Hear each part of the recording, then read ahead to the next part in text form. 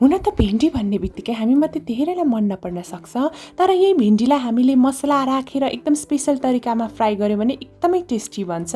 Greetings everyone, YouTube channel Amarpanchi food वर्ल्डमा हजुरहरूलाई धेरै धेरै स्वागत छ। आज म हजुरहरूलाई एकदमै स्पेशल तरिकामा पिरो भिन्डी फ्राई बनाएर देखाउँदैछु। त्यसको लागि मैले 200 ग्राम भिन्डीलाई यसरी पखालेर काटेँ। त्यसपछि मैले एउटा प्यान राम्रोसँगले तताएँ र जिरा आधा चम्चा, सौँफ आधा चम्चा, धनियाँको दानाहरू आधा चम्चा र साथसाथै तिलको दानाहरू मैले राखेँ 1 चम्चा। यसलाई एकदमै सानो आँचमा हामीले भुट्नुपर्छ।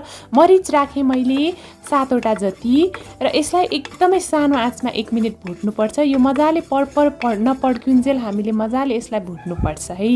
र 2टा खुर्सानी पनि राखेँ मैले यसरी। र यो एकदमै पिरो भिन्डी फ्राई हो। हजुरहरूलाई धेरै पिरो मन पर्दैन भने चाहिँ खुर्सानी अलिक कम गर्नुभए पनि हुन्छ। मरिच र खुर्सानी सँगै राख्दाखेरि एकदमै पिरो हुन्छ। र त्यसपछि यसलाई 3 मिनट सेलाउन दिएँ। सेलाइसकेपछि एकदम क्रन्ची हुन्छ र यसरी खलमा पिस्दैछु।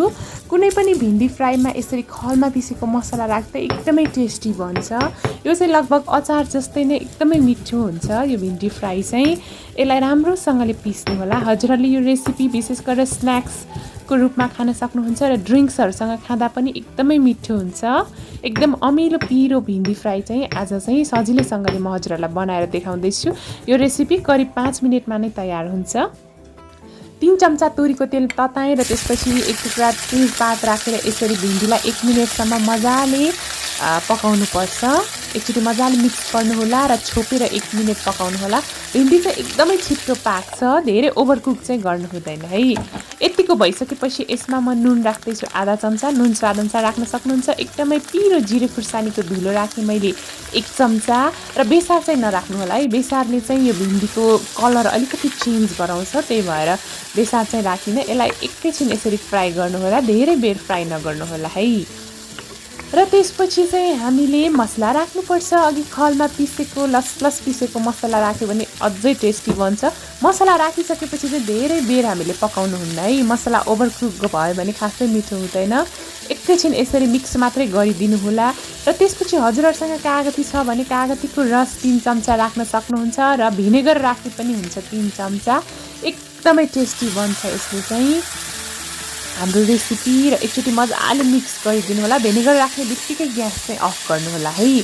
र यसपछि चाहिँ मजाले मिक्स गरिसकेपछि म चाहिँ हजुरहरूलाई सर्भ गरेर पनि देखाउँछु र टेस्ट गरेर पनि देखाउँछु।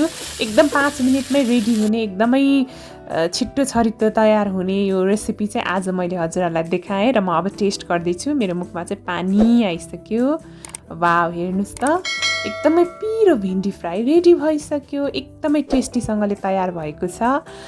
र आजको रेसिपी हजुरहरूलाई कस्तो लाग्यो त? मन पर्यो भने भिडियोलाई लाइक, कमेन्ट र सेयर गर्न नबिर्सिनु होला। साथै मेरो च्यानल अमरपन्ची फुड वर्ल्डलाई सब्सक्राइब पनि गरिदिनु होला। हजुरहरूले मैले कुनै पनि रेसिपी बनाएको हेर्न चाहनुहुन्छ भने तर कमेन्ट सेक्सनमा कमेन्ट पनि गरिदिनु होला। Thank you so much for watching. Have a nice day, happy cooking, bye by.